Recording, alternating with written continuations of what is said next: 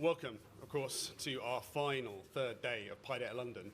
I wasn't actually anticipating to chair the lightning talks this morning, but I was given this by lovely Tamara.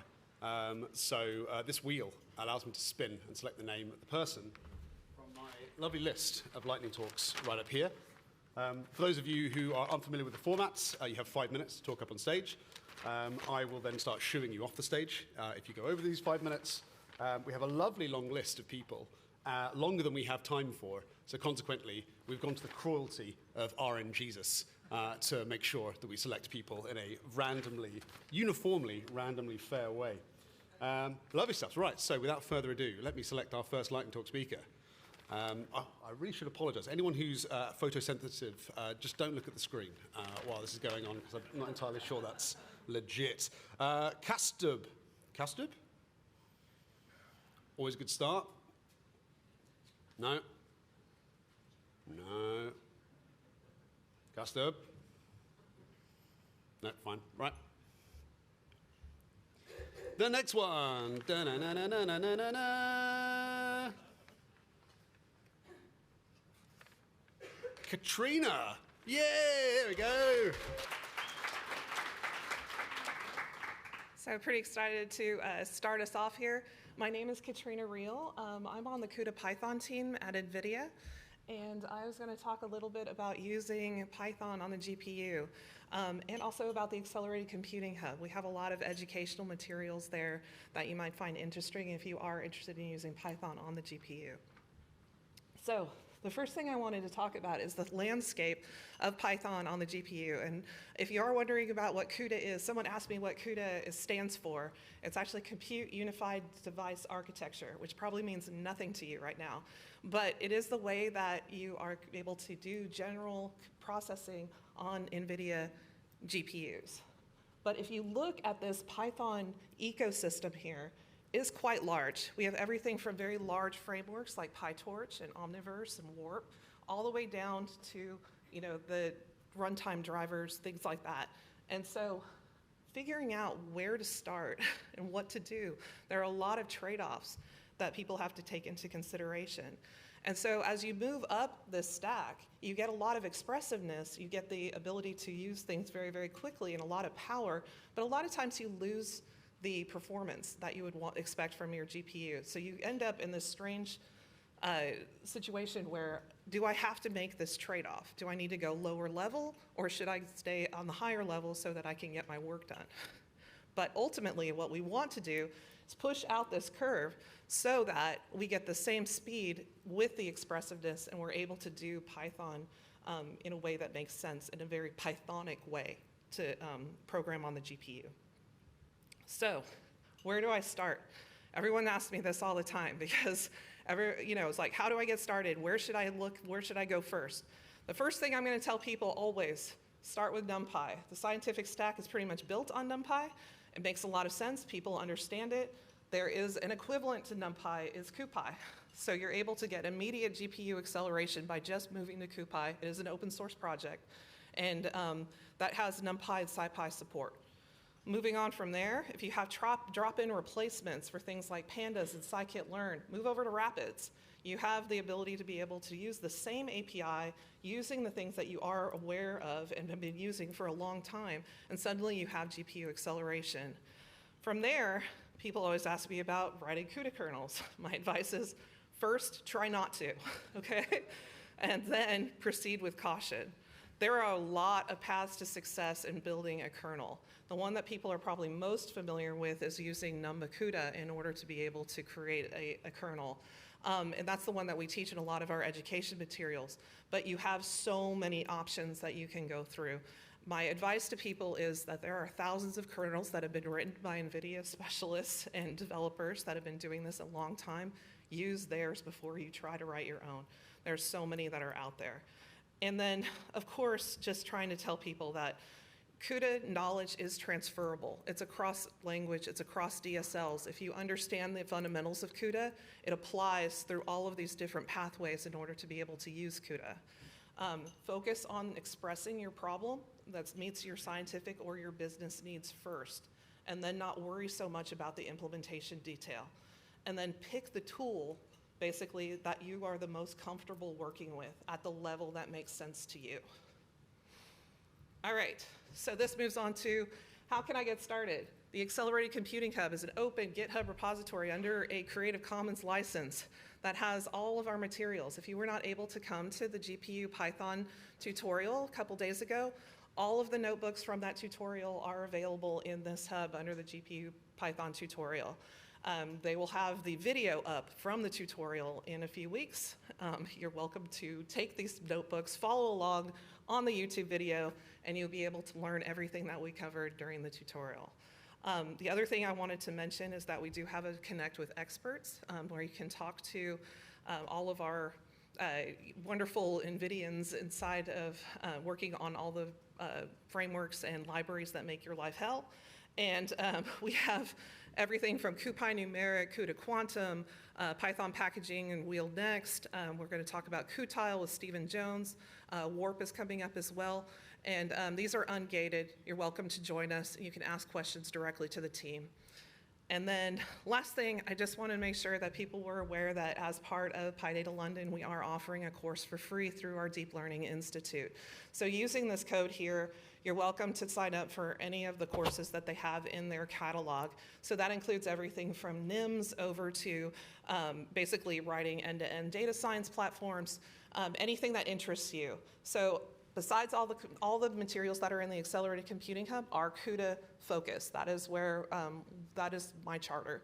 But moving forward, you also have the support of Deep Learning Institute in order to continue your education.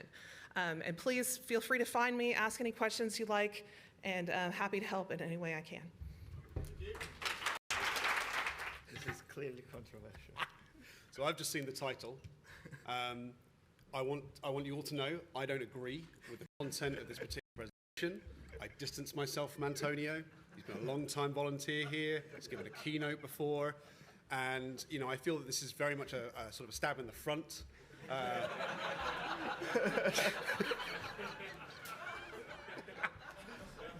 Right, you're getting 3 minutes. Okay. Big clap, everyone.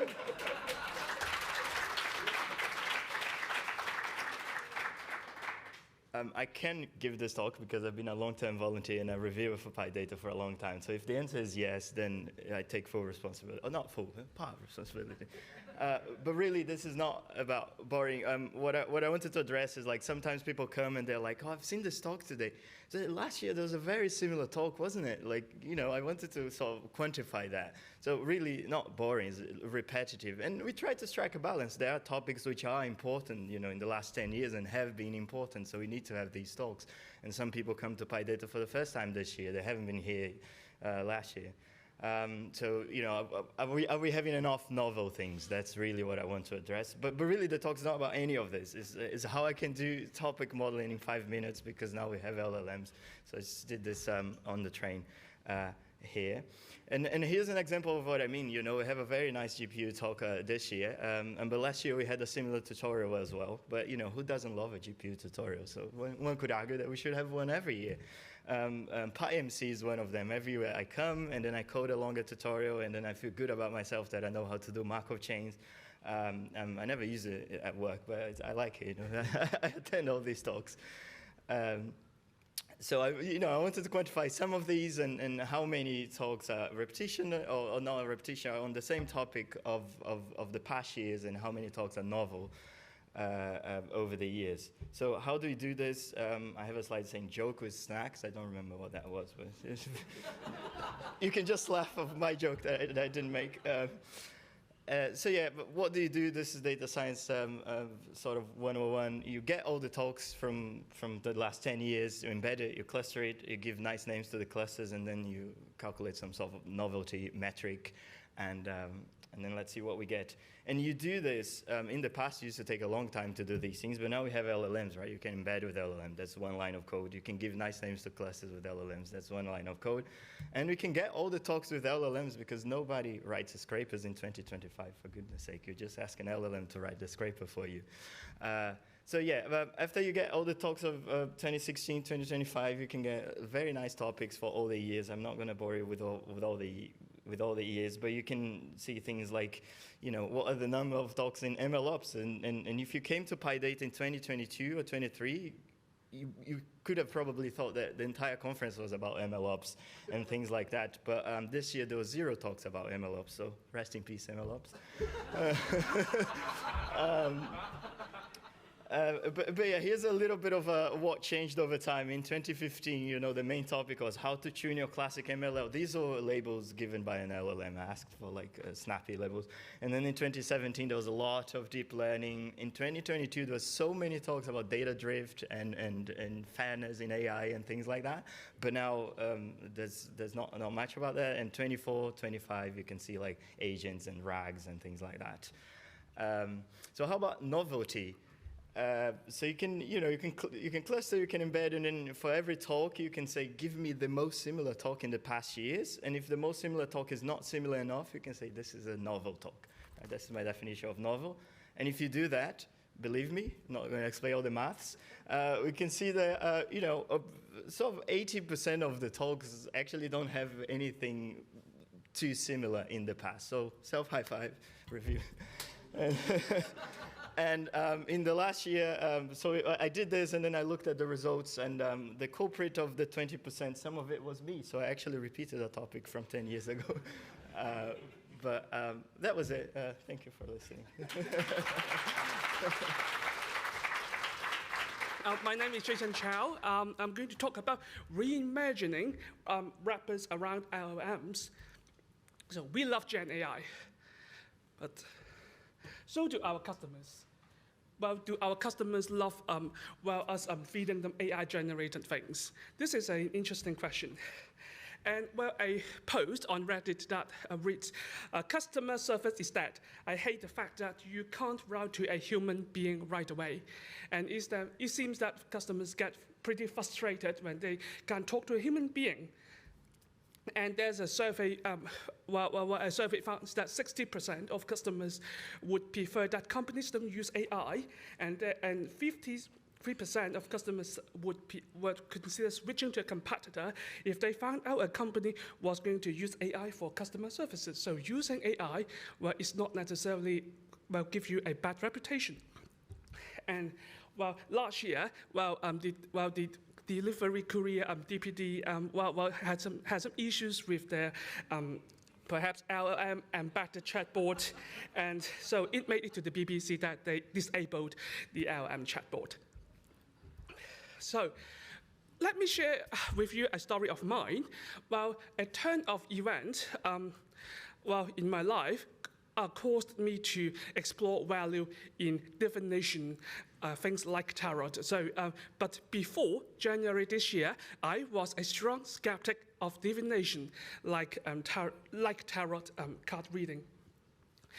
To me, before pulling a tarot card, drawing a tarot card means more than this chunk of code. So in essence, it means just randomly selecting one of the elements from an array.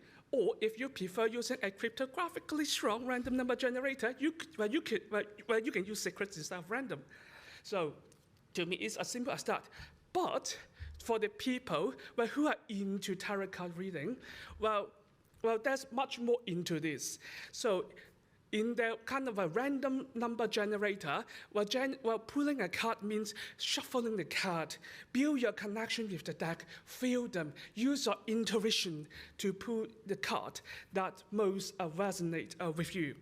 And so I watch a bunch of videos, and these are the things that I heard quite often from the people teaching others to pull tarot cards. And I myself, so I'm a volunteer with this organization, Hong Kongers in Britain. I'm a director.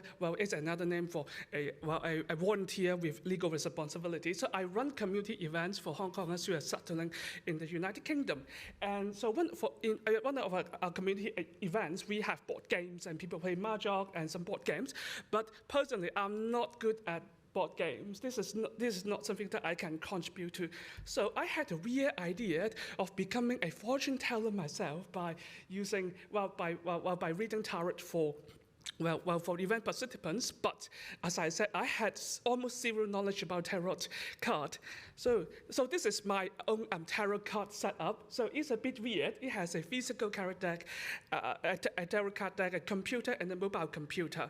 So while an event participant came, I asked, what's your question? So I listened to that question, and I give them a headphone. I play them some intuition-enhancing music with their eyes closed. So while they're listening to the music with their eyes closed, I type their question into my application. So when the eyes are open, I ask them to pull some cards from a physical deck. And well, I said as a souvenir, now my mobile print, so I enter your card into my computer, and my mobile printer prints you a small postcard size of the cards that you put. But of course, on the back end, well, your question was sent back to ChatGPT 4.0, and I used my let's say it requires some acting, so I read the GPT's response to the event participants. So let's look at customer testimonials. The reading is right. I know that I'm an impulsive person. I need to become more patient. I should become more decisive. I know I'm lazy.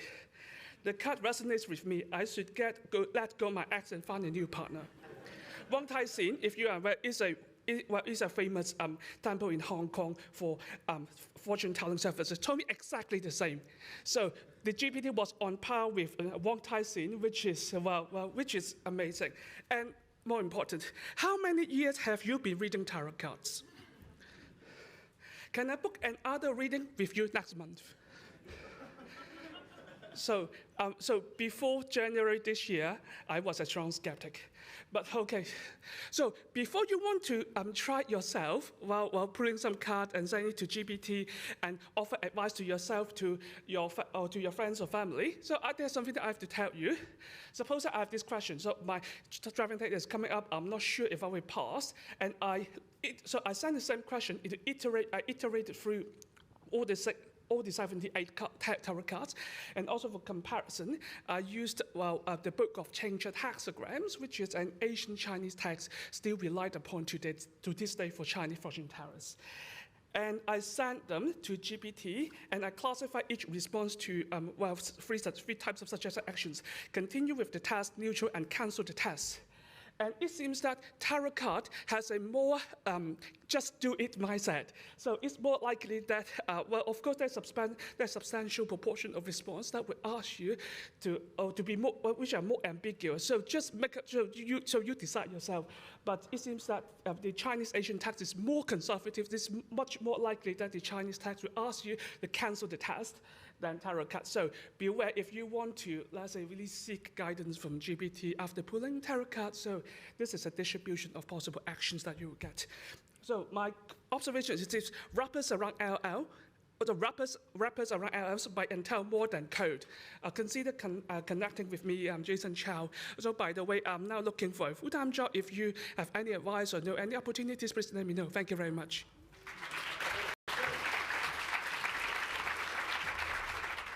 Just whilst this is connecting. Hi folks, I'm Hugh. I am a long-time attendee and hanger-on to PyData, organised the last couple of years. This is a talk about Meetup, the platform, and some issues I have with it. This is a talk I've given previously at the CodeBar Fringe. If you don't know about CodeBar, they are a fantastic D&I-focused organisation for getting people into tech. I have made this talk into, come on Mac, we can do this. I've made this talk into a lightning talk by removing all of the nuance, so you'll have to forgive me for that. Where's my cursor gone? Oh, down there. I'm also a developer advocate and speak professionally for a living, which you wouldn't know watching me struggle with. Where's?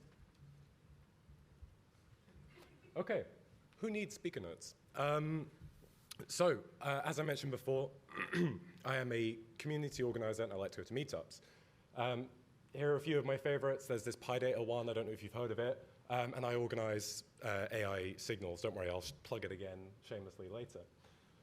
This would all be great apart from one thing, which is Meetup is terrible now. There are a lot of problems I have with the platform, and I could talk about it all day, but there are problems that can provide friction to attendees of events, but more than that, there are problems that make it increasingly untenable for organizers.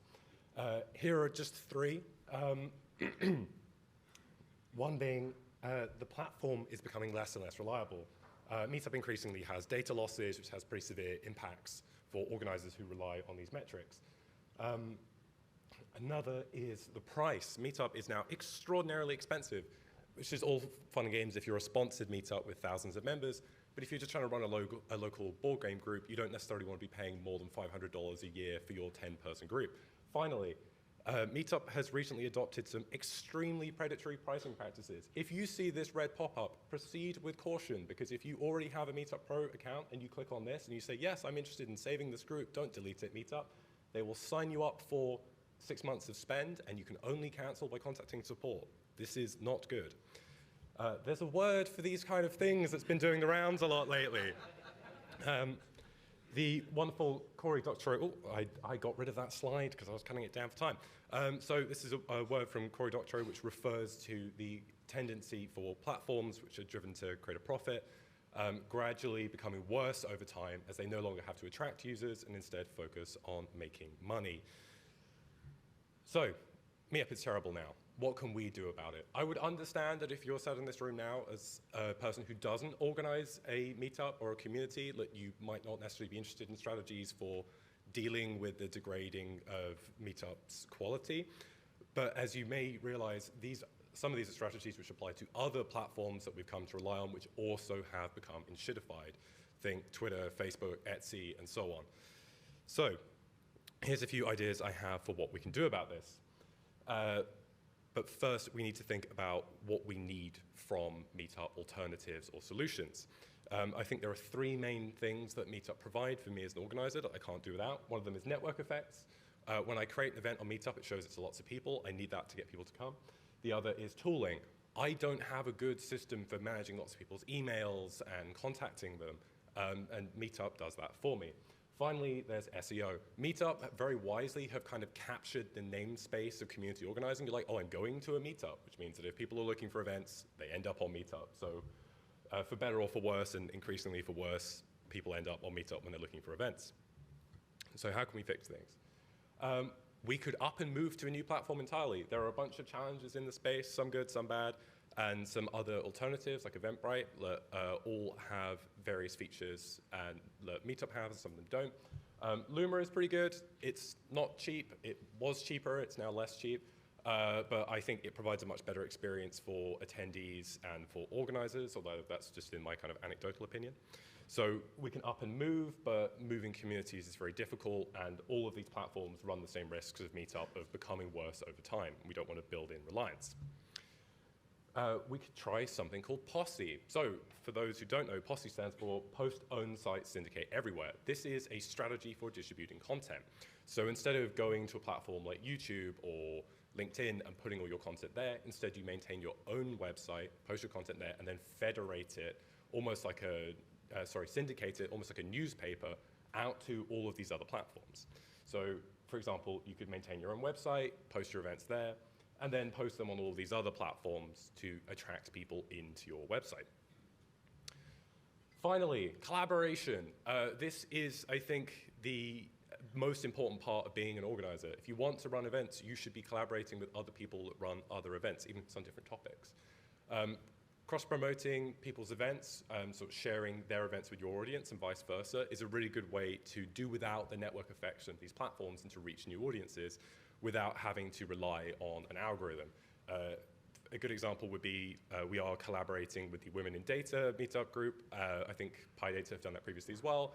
And because those audiences have commonalities and common interests, sharing events between the two is a really good opportunity for people to find events they want to go to. Those are just three ideas I have. As I mentioned before, cut for nuance. There are problems with all of them. I'm happy to talk more about it in the break if you like. But we are trying all of these things at AI Signals. We have our own website now, made by the ever-talented Steve Morris. We're trying different platforms like Luma, and we hopefully will one day close our Meetup group, although we have 3,500 people there right now, so it's going to take a long time to move over. If you're interested to see if that works, I'll be posting about it on my blog over at hughevans.dev. And if you want to come to the meetup, we're over at aisignals.org. Thanks for listening. Yeah, so my name is Mark. I'm French. I relocated to London 3 years ago, so that's why I'm so excited to meet the London community. I've been an open source developer for 6 or 7 years now. And yeah, so I've been busy the last 3 years because I started a new job and all that. And I realized that, I did a big project 6 or 7 years ago.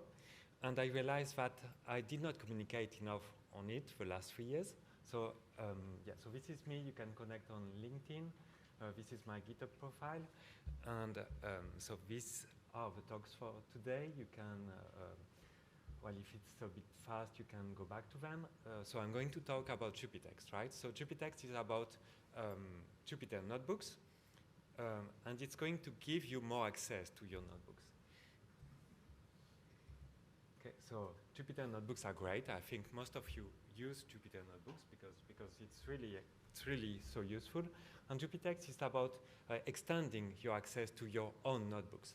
And with Jupytext, you will be able to access your notebooks as Python scripts. Okay, so you can do way more with that. And then you can go back to Jupyter. That works. Okay, so text notebooks are, so this is the main format for Py notebooks. So this is a markdown cell above, and below this is a code cell. So that's very simple. That works with AI, that works with linters, that works with editors. You can access your variables, you can run these scripts, you can debug them. Even in VS Code, you can see the plots. So that's super useful. You can even have metadata. You cannot have outputs, obviously, because I care about the scripts being small. And so now I'm going to tell you why you want text notebooks. So the first reason is because you want to collaborate on your notebooks. You want to see the diffs in the history. And so text notebooks are so much better at that. You want access to your notebooks in your IDE. You want to extract the code that you drafted in your notebooks and move it to libraries. And it's so much easier if you access the code directly. Maybe you want quality assurance, especially if you're writing a documentation. You want to make sure that you did not leave a variable that is not defined in your notebook. So you can apply rough, you can reformat your notebook automatically. I even do typing checks on my notebooks. Okay, so that sounds a bit drastic, right? You might think that I've lost all your outputs, right? So actually, I have a solution for that, but let me mention that text-only notebooks are a great candidate for tutorials because your users are going to run them, recreate the outputs, but you don't need to store the outputs.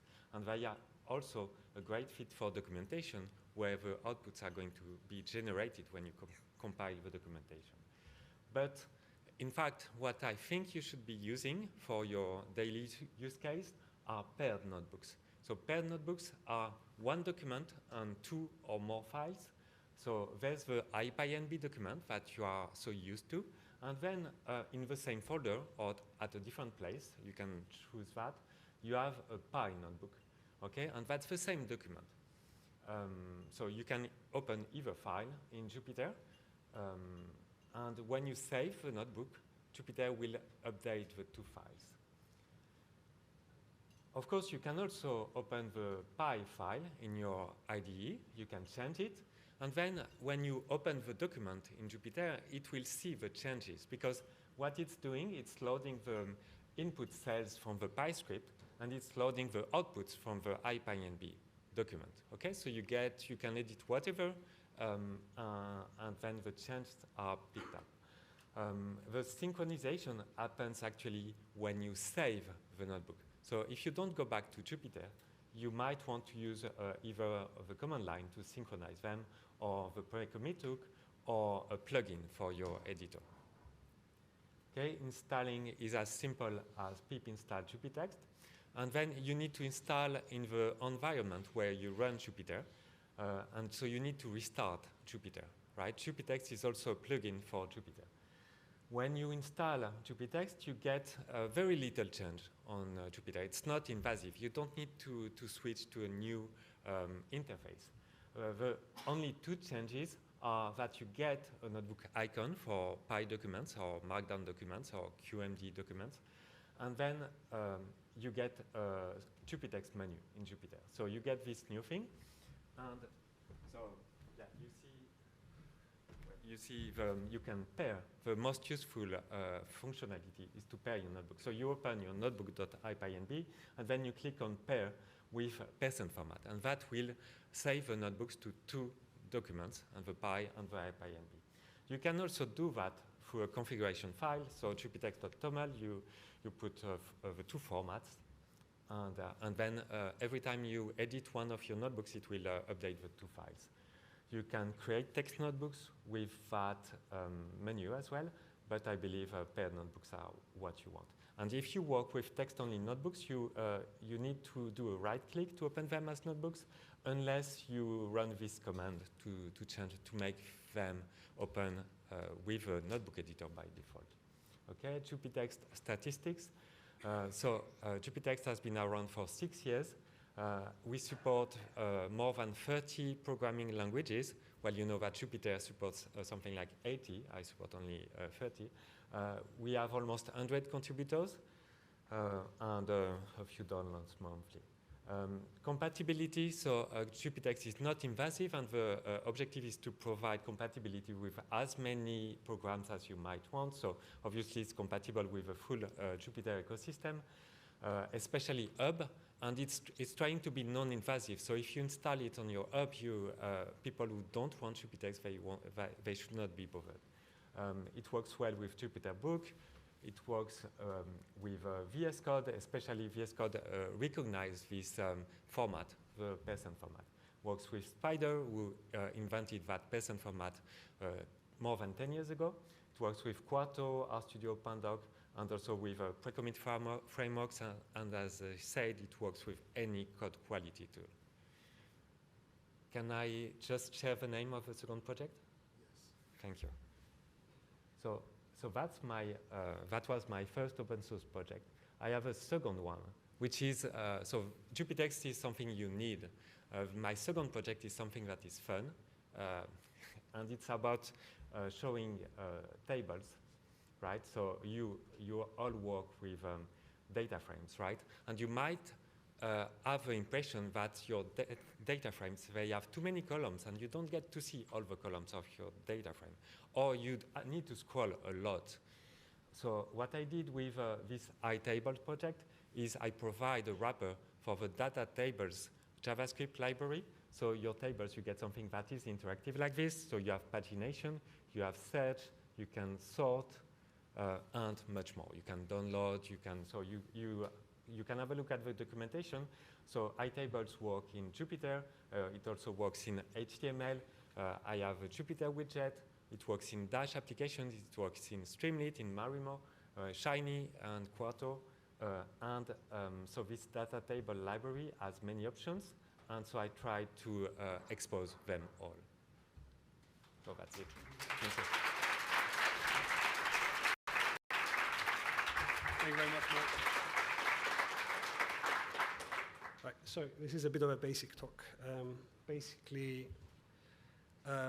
I saw this guy on LinkedIn who did a Fourier transform of the Google Trends for Fourier transform. So how often do people search for Fourier transform? And I thought that's a very good data set. So what can I do with it? Just using pandas. So pandas has all these interesting functions. Has anybody used the plotting module in pandas? Not the plot, not dataframe.plot, but the plotting, pd.plotting. You familiar with that? No? I'll show you some examples. So the first two functions come from the plotting module. The second two are methods of the data frame. So you see the example on the right where you say pd plotting dot autocorrelation plots, and then you pass it the data frame. You know how people moan about pandas having a silly syntax and inconsistent API and everything. So this is a good example. Why is it not data frame dot autocorrelation plot? Nobody knows, but you can do that in pandas. And I was a bit pissed off with this because the guy did the Fourier transform of the data and he got some very nice insights out of it. I did the autocorrelation, I don't see anything, basically. So why is that? It's because you have this kind of, you have this long-term trend as well as the seasonality. So the other thing you can get from plotting is the lag plots, which a typical use case you'll find experimental measurement people usually look at lag 1 and say, well, if lag 1 looks like this and the autocorrelation is very high for lag 1, it means my data hasn't settled yet. It's still kind of, I want to take a measurement, say, I want to take the temperature, and the temperature is dropping. It means my thermometer is still cooling off. Yeah? So it's not a good measurement from the measurement point of view. But I'm more interested in seasonality, so what do? I tried to do, before we got there, in the process of doing the autocorrelation, I thought I created my own autocorrelation approach first, and it's nearly the same. So if anybody knows why the last 2 decimal places are different, I'll buy you a beer. If anybody knows which one of the 2 is more correct. So I want the seasonality, and the best way to get the seasonality, to get rid of this slow kind of trend, is to do a diff in pandas. So you kind of, I could add a slide here, which I'm not adding, which is the frequency response of the diff. If you see the diff as a filtering operation in signal processing, it basically gets rid of the low frequencies and keeps the high frequencies. So we still have a bit of the envelope change, but our lag plot now looks random, which is what we want for lag 1. So there's no lag 1 kind of autocorrelation anymore. But if we do the autocorrelation of the diff, now we see the seasonality. So now I've achieved what I wanted.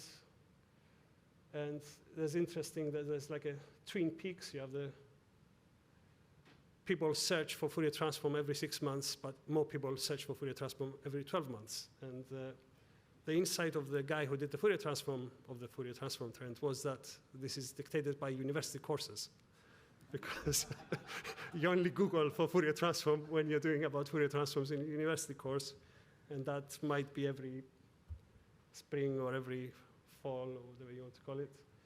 So there's the lag plots for 12-month lag. Very nice, high autocorrelation, 0.8. A lag plot for 6 months is a bit more messed up, but it's a weaker autocorrelation, much weaker autocorrelation. But yeah, so if you want to look this up further, go into the pandas documentation and look for the plotting module. It does some other interesting things. I've put 2 kind of references there for the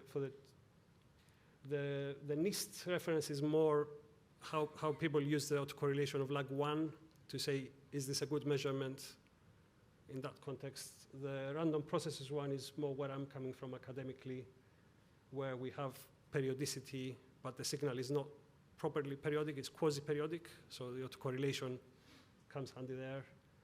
You can find this on GitHub, my GitHub.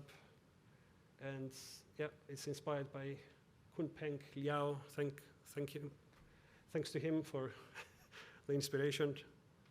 That's it. Thank you. Thank you.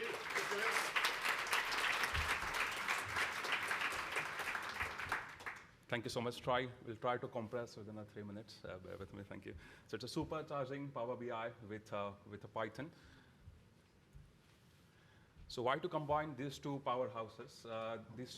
Python and Power BI have their own strengths and capabilities. So when we talk about Power BI, it has a drag and drop analytics, and 80% of Fortune 500 companies use Power BI as their BI tools, and business user friendly. We all know it has a same user interface as other Microsoft products. When it comes to Python, it's a 70% of data scientists' favorite tool, and machine learning powerhouse, of course, and predict future trends. That's about Python.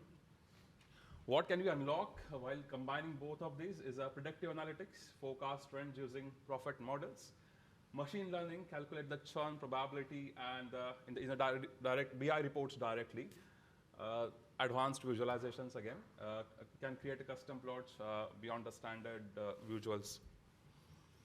So this is how we can do that. So get the setup, it's a Python 3.1, and then add the essential packages, the pip install, scikit-learn, and matplotlib. Then configuring the BI. It's like in the BI, we have an option of configuring the Python script. We have to set it as a home directory. And then the path issues, that's something we have to be aware of while doing this, because virtual environment needs like a manual integration. So about data transformation, Power Query is best for simple filters, basic transforms, and business logics, whereas Python excels at complex missing data handling, advanced feature, and the statistical information that we could play with. And this is how the interpolation example here, that's the command we have.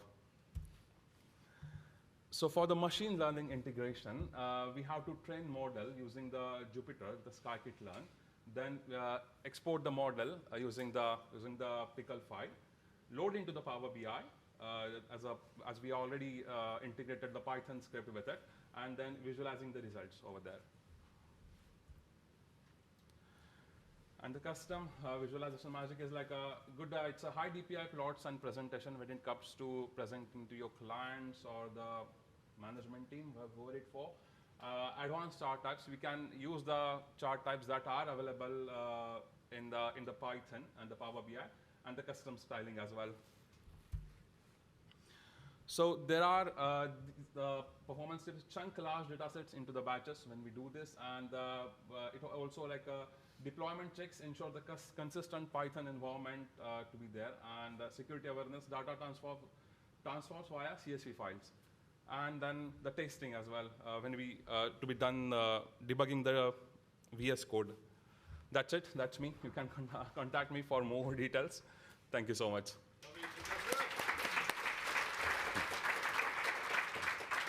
So my name is Ryan Varley. I'm a fellow of engineering at Magnite, and I vainly would like some photos, so please take some, send them to me on LinkedIn afterwards. But why am I here? I'm here to tell you to read the error. The most common issue I have when people send me something on Slack or I'm pairing with them is they haven't actually read it. They've assumed what the error is, and they've gone in the wrong direction. But so often, reading the error will actually tell you what it is. And it goes beyond literal errors. The team I was working with, one of the Spark clusters was taking way too long on a job. And they were saying, we need to increase the node count. We need to break the job up into smaller parts. But they hadn't looked at the Spark UI. And when we looked at the Spark UI and one of the tasks was taking 40 minutes, the others were taking a minute. And anyone that knows Spark knows that that is classic skew. And the problem is not increase the cluster size, it will not help. So when we looked at that, you can even go one step further, because how do you solve skew? Most people go to increase the shuffle partitions, some of these config settings, but that wouldn't have solved the issue either, because in this situation, the cause of the skew was a line in the code. It was an optimization from 4 years ago when the pipeline was a lot smaller. And this optimization was restricting the number of tasks on this job, and it was doing it to reduce the file sizes of the output jobs. And the pipeline is now 100 times the size. This optimization is now a bottleneck. So, bear with me 1 second for notes. This is why you have slides. Yeah, so why don't people do this? And I think part of the reason is I've met juniors and even mid-levels and even seniors sometimes that don't actually really know how to read the errors.